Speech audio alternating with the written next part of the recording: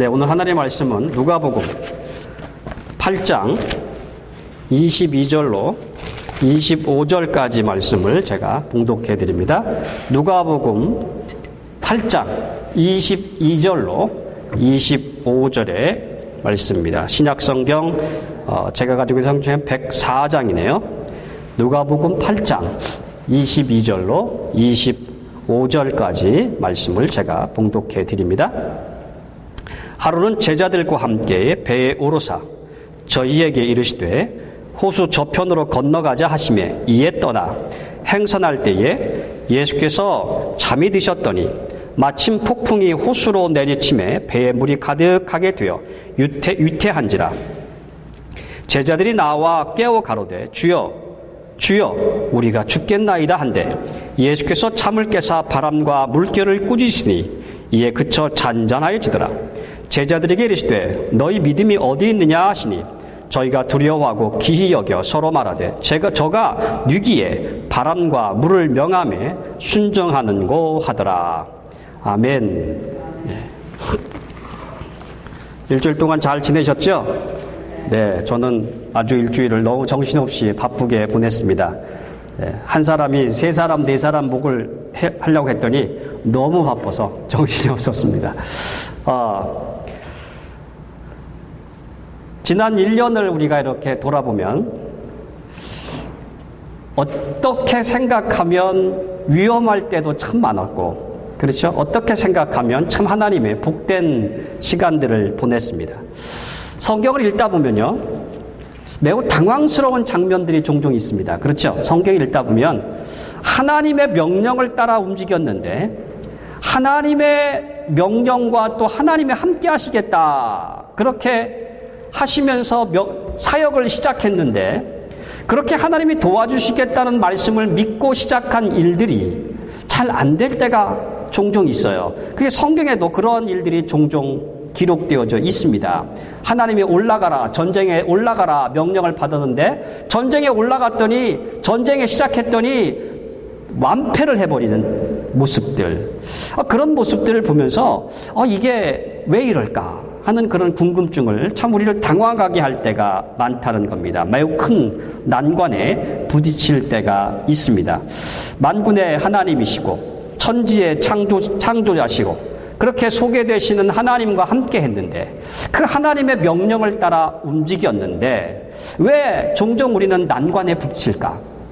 왜 우리는 종종 생각지도 않은 일들 때문에 힘이 들어야만 할까?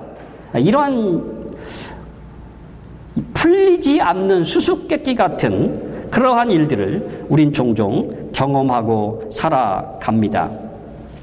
오늘 본문도 그런 상황 중에 하나입니다. 오늘 본문도 어찌 보면 주님의 명령을 따라 움직였는데 주님이 함께 가자고 해서 갔는데 폭풍이 몰아쳐가지고 제자들은 죽게 돼 있고 제자들은 혼비백산에서 지금 공포에 떠는 말도 안 되는 그러한 장면이 본문에 기록되어져 있습니다. 자, 그런데 본문을 보면 우리가 예수님의 시선과 제자들의 시선이 매우 다르다는 것을 알 수 있어요. 물론 예수 믿는 사람이라고 난관에 어려움에 처하지 말라는 법은 없습니다만 그 어려움에 처했을 때 하나님의 교회가 자라나면서 하나님의 교회가 교회로서 형태를 갖춰가면서 또 어려움에 처했을 때 어떻게 해야 어떤 시선을 갖고 있어야 우리가 이 교회를 세워가고 또 우리의 믿음을 지키고 하나님 안에서 승리하는 방법이 무엇일까? 그 시선들을 오늘 본문을 통해서 한번 생각해 보려고 합니다. 자, 먼저 여기 22절을 보십시오. 하루는 제자들과 함께 배에 오르사 저에게 이르시되 호수 저편으로 건너가자 그렇게 말씀을 하십니다. 그랬더니 제자들이 이에 떠나니라 라고 말합니다. 주님께서 어느 날 명령을 내리셨어요. 제자들에게 야, 배를 하나 준비해라. 네, 왜요? 예수님, 내가 저 갈릴리 호수를 건너서 저쪽 반대편으로 좀 가고 싶구나. 그러니까 배를 타고 가자. 그렇게 지금 명령을 내리신 거예요. 그러면서 예수님이 여기에 함께 배에 오르셨어요. 함께 배에 오르셨어요. 그런데 문제가 생겼습니다. 배를 타고 출발할 때는 좋았는데 갑자기 날씨가 변덕이 일어나서 폭풍이 폭풍이 몰아친 거예요. 심한 바람이 몰아친 거예요. 그런데 이 갈릴리 호수는요, 어떻게 생겼냐면 지중해보다 그러니까 바다보다도 이렇게 200m나 밑으로 내려 있어요. 그리고 지중해 호수는 이렇게 삥 둘러서 산처럼 협곡이 러빈이라는 협곡이 이렇게 쳐 있습니다. 그러니까 병풍처럼 이렇게 있는 거죠. 그러니까 바람이 이쪽에서 세차게 몰아오면 이 찬 공기와 밑에 있는 뜨거운 공기가 서로 만나면서 회오리 바람이 충돌이 일어나니까 찬 공기와 고기압과 저기압이 만나면서 이게 꽝 부딪히며 충돌이 일어나니까 거기에 폭풍이 자주, 회오리가 자주 일어났던 그러한 바다예요. 제자들은 이미 익숙하게 그 호수를 너무나 잘 알고 있었습니다. 어쨌든 간에 아주 큰 그러한 폭풍이 발생했습니다. 제자들이 그런 폭풍이 일어날지 안 일어날지는 잘 몰랐지만 그들은 이미 그들 중에 몇 명은 바다에서 어렸을 때부터 계속 바다에서 자란 그러한 어부 출신들도 있었어요.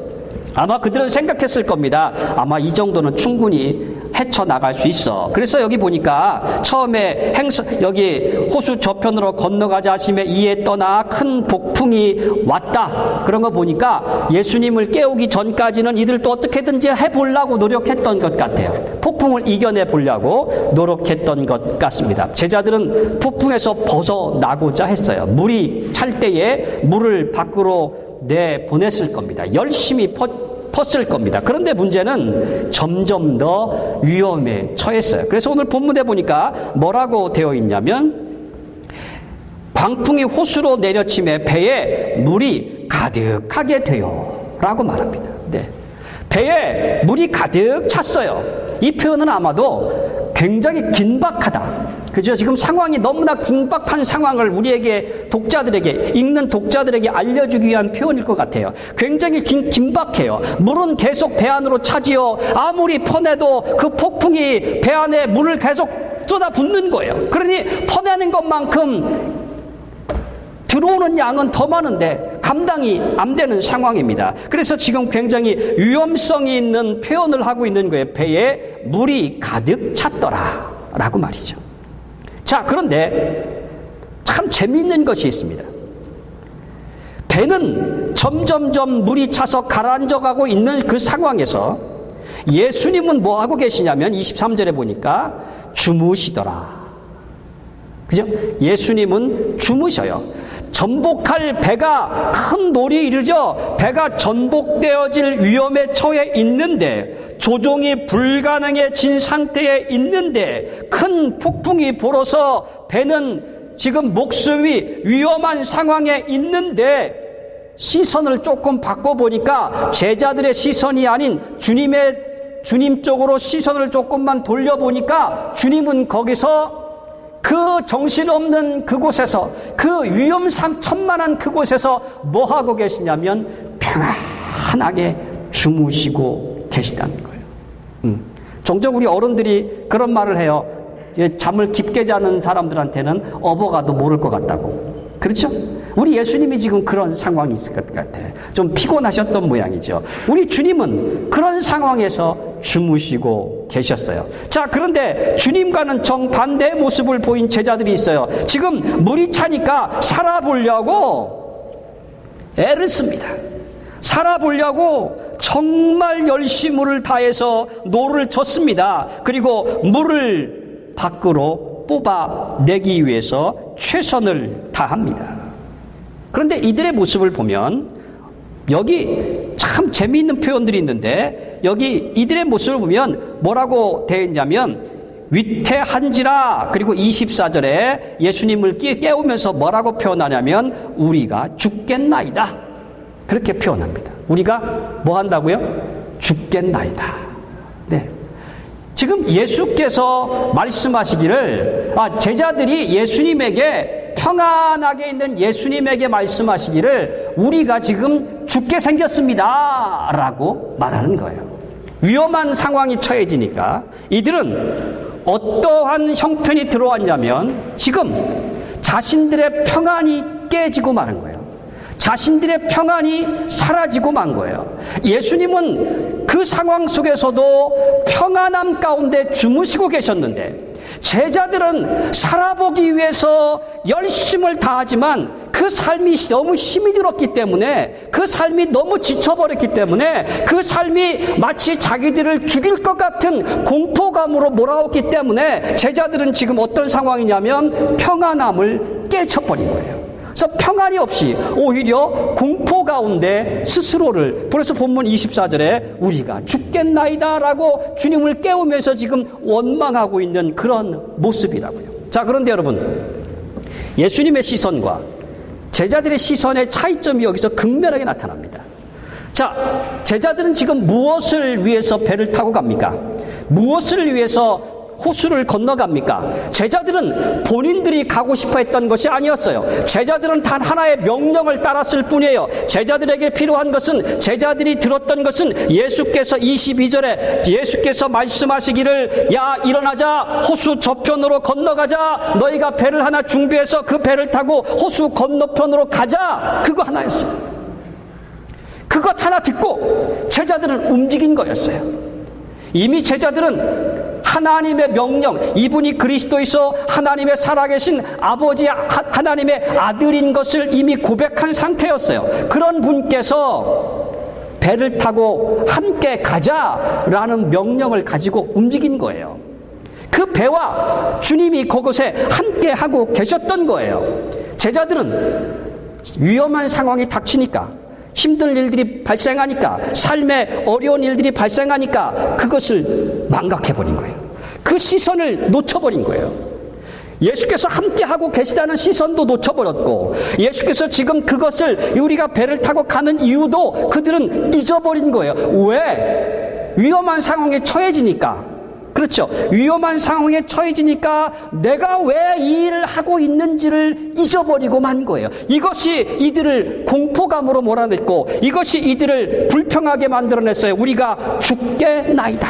이들의 원망은요, 간단한 것이 아니에요. 24절에 주여 우리가 죽겠나이다 라고 이 표현은요 간단한 표현이 아니에요. 이 속에서 막 불화가 터진 거죠. 예수님은 주무시고 계시지, 자기들은 죽을 판인데 지금 예수님은 세상 모르게 잠을 자고 있지, 이런 상황이거든요. 그러니 얼마나 속에서 불이 나겠어요. 원망에 섞였어요. 그냥 흔들어서 깨웠다고 생각하지 마십시오. 제 생각에는 예수님을 아주 그냥 그 도끼 서린 그 있잖아, 손으로 확 이랬을 것 같아. 그러면서 여기 두 번을 급하게 부르지 않습니까? 주여, 주여도 그냥 안 불렀어요.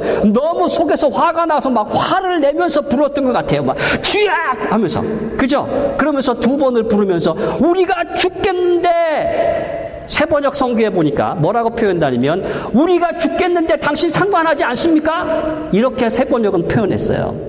여러분, 성도로 삶을 살다가 이 세상에서 성도의 삶을 사는다는 것은 곧 하나님의 부르심을 받았다는 것을 의미해요. 하나님의 부르심을 받았다는 것은 무엇을 의미하냐면 하나님의 명령과 함께 이 세상에서 삶을 살아가고 있다는 것을 의미하는 것입니다. 하나님에 의해서 명령이 주어진 백성들이고 그 명령에 따라서 우리는 지금 살아가고 있어요. 우리의 시선은 거기에 고정되어져 있어야 돼요. 성도의 삶을 살아가면서 어려운 일을 만날 수 있습니다. 여기처럼 광풍이 몰아쳐서 매우 힘든 상황, 물은 계속 쳐들어오고 배는 가라앉을 것 같은 정말로 긴급하고 위험스러운 상황에 처해질 수 있어요. 그럴 때 성도는 한 가지의 시선이 고정돼야 돼요. 무엇에? 주님이 나와 함께하고 계시다는 거. 그 상황 속에서도 주님은 여전히 그들 속에 평안함으로 주무시고 계시는 그 하나님이 함께하고 계시다는 거. 그리고 그분께서 내게 명령하셨고 나는 지금 이 상황 속에서도 성도의 삶을 여전히 명령에 따라 살아가고 있다는 거. 이거에 우리의 시선이 집중되어 있다면 우리는 여기 있는 것처럼 우리가 죽겠나이다라고 하는 공포감이 들지 않을 것입니다. 오히려 그런 상황 속에서 그럼에도 불구하고 나는 하나님의 명령을 받은 자요, 하나님은 지금 제자들과 함께 배에 동행하셨던 것처럼 내 인생의 배에 나와 함께 동행하고 있다는 사실에 우리의 시선이 집중되기만 한다면 우린 여전히 우리의 삶을 세상의 그 누구보다도 위대하게 만들어갈 수 있어요. 세상의 여러 가지 일들이 우리를 힘들게 만들 수 있습니다. 그러나 그 모든 일들이 우리를 위험성으로 빠뜨리는 공포감을 주지 않습니다. 왜냐하면 믿음의 시선을 갖고 있다면 우리는 결코 성도의 품위를 잃지 않기 때문입니다. 많은 사람들이 예수 그리스도를 믿는다고 하는 많은 사람들이 위험한 상황에서, 어려운 상황에서 성도의 품위를 잃고 여기 있는 것처럼, 제자들처럼 주여 주여 원망 섞인 목소리로 내가 죽겠나이다 왜 나를 돌아보지 않습니까? 라고 말하는 그러한 이유는 위험한 상황 그 가운데서 위험한 상황에 내 시선이 집중되어 있고 그 위험한 상황 속에서 함께하고 계시는 주님을 보지 못하기 때문에 성도의 품위를 잃어버리는 거예요. 오늘 저와 여러분들 하나님의 교회를 세워나가면서 우리가 이 교회를 감당해내야 되는데 여러 가지 일들을 만날 수 있습니다. 여러 가지 일들을 행할 수 있습니다. 그러나 세상에 저와 여러분이 무엇을 보일 수 있겠습니까? 성도의 삶, 성도로서 하나님이 나와 함께하고 있으므로 어떠한 일에도 흔들리지 않는 성도의 믿음의 품위, 그것을 세상에 보이는 것이 우리의 의무라고 저는 그렇게 믿습니다. 하루는 다니엘이 기도를 합니다. 작정을 했는지 매일같이 예루살렘 있는 곳을 향해서 문을 열고 활짝 열고 기도를 합니다. 그런데 그 다니엘을 보기 싫어하는 사람들이, 정적들이 있었어요. 다니엘은 그들의 시선을 무시했습니다. 다니엘은 그들의 시선이 중요했던 것이 아니었어요. 지금 자기를 바라보고 계시는 그 하나님의 시선이 더욱더 중요했습니다. 그리고 다니엘 자기에게 명령하시는 그 하나님의 명령을 수행하는 것이 다니엘은 더욱더 중요했습니다. 사람들이 외치기 시작합니다. 이제 여기 왕의 신상을 하나 세울 터인데 그 왕의 신상에 절하지 아니하고 그 왕의 신상에 따라가지 아니하면 모두 다 죽을 것입니다. 다니엘은 그 소리를 들었을 것입니다. 다니엘도 그렇게 해야 마땅할 것입니다. 세상에서 복되게 살아가는 방법은 세상에 따라, 세상의 법에 따라, 세상의 형편에 따라 내가 맞춰가면 최소한 내가 먹고 사는 것은 부족함이 없이 해결될 것입니다. 그런데 다니엘은 그것을 포기합니다. 그가 누리고 있던 모든 지위도 내려놓을 수밖에 없었을 것입니다. 그는 큰 결심을 해야 했을 거예요. 그죠? 내가 그것 하지 않음으로써 나의 친구들처럼 역시 죽을 수도 있겠구나 말이죠. 그러나 다니엘은 하나님의 시선을 잊지 않았습니다. 하나님이 나와 함께 하실 것이고 지금까지 나를 통해서 일하시는 그 하나님, 지금까지 나를 통해서 명령하심으로 내가 수행했을 때 어떠한 결과가 나를 통해 나타났던 것인가를 다니엘은 기억하고 있었을 것이에요. 그리고 다니엘은 무릎을 꿇어 하루 3번 이스라엘족을 향하여서 문을 활짝 열고 만인이 보도록 나는 여전히 지금도 하나님의 시선을 잊지 않고 하나님의 명령에 따라 나의 삶을 움직이고 있다고 성도의 품위를 지키며 기도합니다. 우리 결과는 너무나 잘 알죠. 어려움을 당합니다. 그도 물에 빠져 죽어가는 그 제자들과 같은 상황에 처했어요. 사자굴 속에 던져졌습니다. 결과는 어떻습니까? 너무나 잘 알죠. 다니엘의 섬기던 왕이 아침에 일찍 일어나서 그 다니엘의 빠진 사자굴의 뚜껑을 여니까 뭐라고 말하면서 다니엘아, 다니엘아, 내가 믿는 그 하나님께서 너를 구원하셨더냐? 아멘. 예. 이미 그 왕도 다니엘이 하나님을 알고 있었던 것 같아요. 그래서 다니엘이 대답합니다. 왕이시여 염려하지 마십시오. 내가 여전히 하나님의 은혜로 살고 있습니다. 이 성도의 품위 아니겠습니까? 여러분, 위험에 처했다고 그 위험성만 바라보고 그 위험성에 타협해서 살아가 버리면 우리는 하나님의 시선을, 하나님이 나를 바라보고 계시다는 것, 하나님이 내게 명령을 내린 나는 하나님의 사람이요 하나님께서 부르신 성도라는 그 성도의 품위, 이것을 잊게 될 것입니다. 그러면 하나님도 더 이상 우리와 함께 하실 수가 없습니다. 우리는 주님의 명령을 따라 움직입니다. 이 확고함이 우리의 현실적인 삶에서 계산되어져야 합니다. 이 확고함이 우리의 현실적인 삶에서 계산되어져 넣어져야 우리가 이 땅 위에서 어려움을 당할 때 여기 제자들처럼 급하거나 공포스럽거나 염려되지 아니하고 주여 우리가 죽겠나이다는 이러한 고백이 아니라 그래도 하나님이 나와 함께하고 계신 것을 믿고 내가 끝까지 한번 물을 퍼보겠습니다 라는 믿음의 행위가 그렇게 돌출될 줄로 믿습니다. 오늘 저와 여러분들이 이 복된 교회를 움직이는 저와 여러분들이 이제 이 복된 교회가 1년을 맞이하면서 우리가 해야 할 일들이 바로 이러한 믿음의 품위를 세상에 보이는 일이라고 저는 믿습니다. 그리고 여러분이 그러한 모습들을 주님 앞에서나 세상 앞에서 보이기를 주님의 이름으로 간절히 부탁드립니다. 계속해서 본문은 또 한 가지 재미있는 이야기를 여기 해나갑니다. 자, 여기 25절을 한번 보시길 바랍니다. 제자들에게 이르시되 누가복음 8장 25절입니다. 제자들에게 이르시되 너희 믿음이 어디 있느냐 하시니 저희가 두려워하고 기이 여겨 서로 말하되 저가 누구기에 바람과 물을 명함에 순종하는고 하더라. 제자들이 예수님을 깨웠습니다. 뭐 급했죠. 예수님은 지금 너무 평안하니까, 그죠? 너무 평안한데 예수님이 아마 모르긴 몰라도 발길질로 빵 차고 싶은 마음이 들었을 것 같아.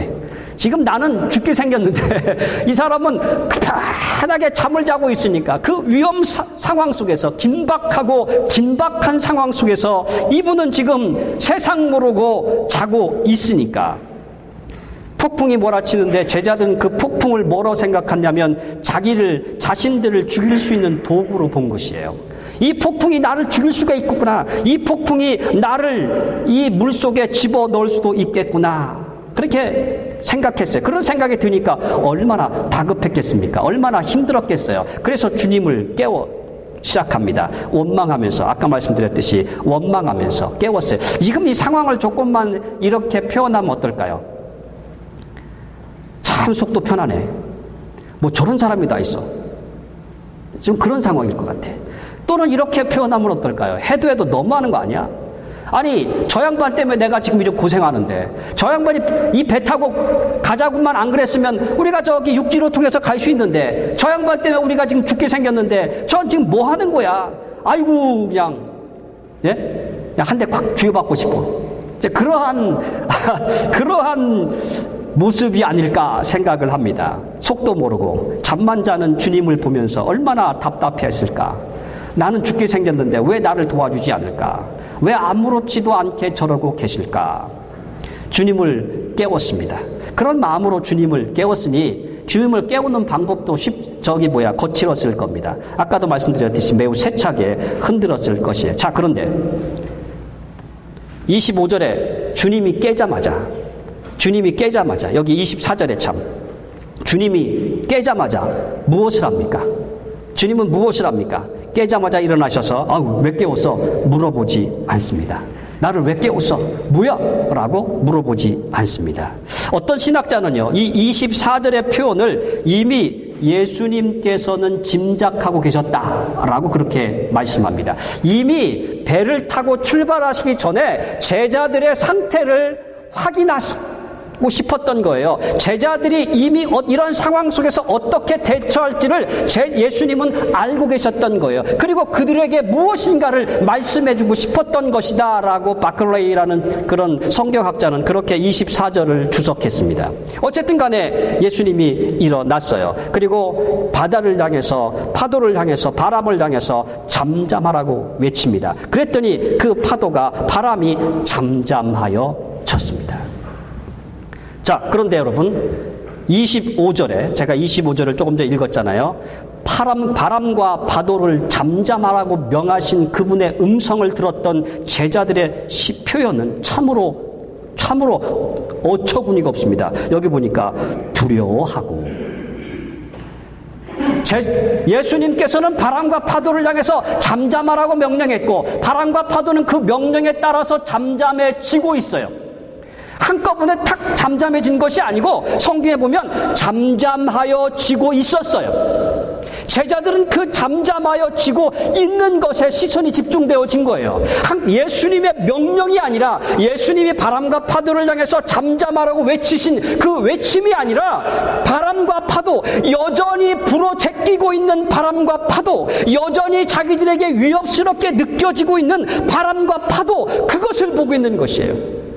그들의 시선은 명령이 아닌 예수님이 말씀이 하신 여전히 위험스러운 것처럼 보여지는 그것. 결과는 어떻게 해요? 그 바람과 파도는 잠잠하여 지고 있었어요. 그럼에도 불구하고는 그들은 그 자그마한 여파에 떨고 있었던 것이죠. 주님은 그런 이들을 향해서 말합니다. 믿음이 왜 없느냐? 여러분, 주님을 흔들어 깨웠다는 것, 그게 주님한테 책망받을 일이 아니었어요. 오히려 주님께서는 즐거워하실 수도 있어요. 그래 내가 도와줄게, 이럴 수 있었던 상황이에요. 그런데 왜 그들을 향해서 왜 믿음에 관한 이야기를 하셨을까? 어디에 있느냐 믿음이? 저는 여기 24절 마지막 부분에 잔잔하여 지는 파도를 보면서, 잔잔하여 지는 바람을 보면서 여전히 두려워 떨고 있고, 또 그렇게 말씀하시는 주님을 보면서 두려워 떨면서 뭐야 이거, 저분이 뭐야 라고 기이 여기는, 도대체 내가 누구랑 함께 있는 거야? 라고 참 어리석게도 질문하고 있는 그들을 보면서 주님은 책망하시는 거예요. 믿음이 어디 있느냐? 라는 거죠. 여러분, 위험성은 여전히 우리의 삶에 존재합니다. 그런데 그 위험성은 하나님에 의해서 이미 성도들 앞에서 선포되어졌어요. 뭐라고? 잔잔하여 지라고. 우리가 이 세상에 살면서 성도로 부름받았다는 것, 그리고 성도로서 삶을 하나님의 말씀을 따라 살아간다는 것은 이미 하나님께서 나의 삶의 모든 바람과 파도를 잔잔하여 지라고 명령받은 그 상황을 보면서 살아가는 것이 성도의 삶이라고 믿습니다. 위험성처럼 보여지지만 그것은 위험하지 않습니다. 왜? 이미 힘없이 사라진 위험성이기 때문입니다. 주님은 그 위험성을 향해서 이미 꾸짖었어요. 잔잔하여 지라고.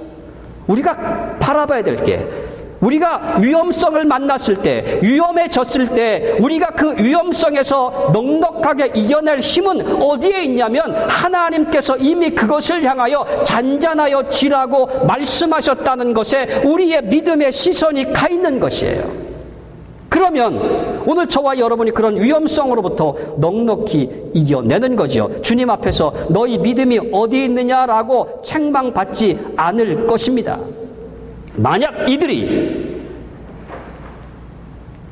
그 상황 속에서 두려워 떨거나 그 명령하시는 명령을 들었을 때 기이 여기지만 않았다면 아마 25절은 달라졌을 것 같아요. 25절에 이렇게 바뀌지 않았을까 생각을 합니다. 제자들이 담대하게 그 파도와 바람 앞에 싸워 이겼더라. 그리고 한 구절 더 붙였지 않겠어요? 믿음에 의하여서라고 말이죠.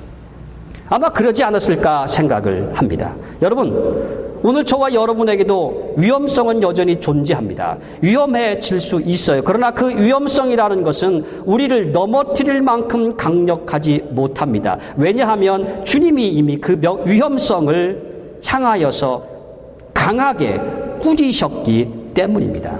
성도의 삶은 그것을 바라보는 것이에요. 그리고 그 믿음이 있을 때 우리는 어떠한 상황에서도 뒤로 물러나 심륜에 빠지는 어리석은 일들을 행하지 않습니다. 더욱더 큰 일은 세상과 타협하지 않는다는 거예요. 성도로서의 담대함으로 세상 앞에 설 수 있습니다. 그리고 이렇게 외칠 수 있습니다. 너희가 나처럼 되기를 원하노라. 아멘. 예. 그게 성도 아니겠습니까? 조금 어렵다고, 조금 위험하다고 무서워 떨고 두려워 떠는 것은 하나님을 믿는 성도가 아닙니다. 하나님께서 이미 바람과 파도를 명하신 그것을 명하셨다는 것을 믿는 성도가 아니라는 것이에요. 하루는 어린 꼬마가 굉장히 큰 전쟁터에 나섰습니다. 그랬더니 많은 군사들이 두려워 떨고 있었습니다. 그런데 그 전쟁이라는 것은 하나님께서 너희가 올라가 싸워라고 이미 명령받은 전쟁이었어요. 근데 많은 이스라엘의 군사들은 숨어서 두려워 떨고 있었습니다. 그걸 본 한 꼬마가 내가 한번 나가 싸워 보겠습니다. 사람들이 말립니다. 어리석도다 말립니다. 그런데 이 꼬마는 일어났습니다. 일어나서 내가 한번 나가 싸워 보겠습니다. 네가 무엇으로 싸울까? 아직 잘 모르겠지만 한번 나가 싸워 보겠습니다. 왕 앞에 섰습니다. 왕이 보니 너무나 어처구니가 없거든요. 대표로 나가 싸울 사람을 데려오라고 그랬더니 이제 10대의 꼬마였어요. 그 외모가 아름답더라 한 거 보니까 정말 아주 꼬마였던 것 같아요. 근데 그 꼬마가 내가 나가 싸워 보겠다고 합니다. 왕이 안타까워서 왕의 옷을, 전투복을 입힙니다. 갑옷을 입히고 칼도 줬지만 오히려 더 그 무게가 감당이 안 돼요. 그래서 그거 다 포기하고 갑니다. 그러면서 말합니다. 하나님께서는 내가 광야에서 사자도 만나고 곰도 만나고 여러 광야의 그 짐승들을 만났는데 하나님께서 여전히 나와 함께 하심으로 그들을 넉넉히 이길 수 있게 하셨습니다. 그러므로 나는 하나님의 이름으로 나가서 한번 싸워 보겠습니다. 그리고 나갔어요. 그랬더니 어마어마한 키가 지금 신학자들의 짐작에 의하면 3m 50 정도 되지 않았을까 생각을 합니다. 그 창이 자그만치 5m였어요. 그리고 그가 들고 있는 방패는 혼자 들지 못해서 그 방패를 들고 있는 다른 시종이 옆에 같이 있었어요. 그 방패 크기가 2m. 어마어마하죠. 그런 어마어마한 키에 어마어마한 최신의 무기에 그리고 어렸을 때 태어나자마자 군사로 훈련받은 그 사람, 우리가 잘 아는 골리앗, 거기 탁 서 있는 거예요. 그리고 하나님의 이름을 욕하기 시작합니다. 그 욕을 들으면서 많은 하나님의 백성들이 두려워 떨어요. 그리고 타협해요. 뒤에 바위 뒤에 숨어서 나를 좀 가려달라라고 말이죠. 그러나 한 꼬마가 나갑니다. 다윗이라는 이름을 가진 꼬마가 나갑니다. 그리고 이렇게 말합니다. 너는 칼과 창으로 싸우지만 나는 여호와의 이름으로 싸우노라. 아멘. 왜요? 그분께서는 이미 우리의 삶의 위험성에 명령을 내려놓으셨어요. 우리의 삶에 다가오는 위험성을 향하여 꾸짖어 놓으셨어요. 그것을 믿기만 한다면, 그리고 그것에 우리의 시선이, 믿음의 시선이 가 있다면 우리도 여전히 다윗과 같이 담대히 나가서 싸워 이길 수 있어요. 결과는 누가 책임지냐면 위험성을 향하여 꾸짖으신 하나님께서 책임지실 것입니다. 오늘 함께 가자고, 함께 배를 타고 가자고 명령하신 예수님께서 여전히 그 배의 안전을 보장하실 것이에요. 그것을 믿는 것이에요. 그러면 하나님의 일들은 하나님에 의해서, 당신의 사역자들을 통해서 하나님은 당신 스스로 이루고자 하고 싶었던 것들을 이루실 줄로 믿습니다. 그러므로 오늘 복된 교회를 이루고 있는 저와 여러분들, 이제 1주년을 맞이하면서 저와 여러분들이 생각해야 될 것이 있습니다. 그것은 뭐냐면 이 교회가 앞으로 자라나면서 여전히 위험성에 노출될 것이라는 거죠. 여전히 위험한 일들에 우리가 노출될 것입니다. 하나님이 보호하시고 하나님이 함께 하신다고 우리 믿음으로 고백하지만 그럼에도 불구하고 여전히 우리는 세상의 위험성, 또 교회 안에서조차도의 위험성을 향하여 여전히 우리는 그들을 직면하게 될 것입니다. 그때 기억하십시오. 우리는 주님께서 제자들과 함께 가자라고 말씀하셨듯이 함께 가고 있고, 우리는 주님께서 제자들에게 명령하시고 그 명령을 따라 움직였던 제자처럼 우리도 지금 그 명령을 따라 움직이고 있고 주님과 함께 하고 있다고요. 그 위험성을 향하여 주님은 이미 명령에 꾸짖으셨고, 그리고 우리는 그 여파를 보고 있다고. 그것을 믿고 나간다면, 그것에 우리의 믿음의 시선을 집중한다면 우리는 위험성의 공포로부터 벗어날 수 있습니다. 그리고 오히려 하나님의 일들을 담대하게 감당해낼 줄로 믿습니다. 이런 귀한 역사가 오늘 저와 여러분의 교회, 또 저와 여러분의 삶에 넘쳐나기를 주님의 이름으로 간절히 소망합니다. 네, 기도하겠습니다.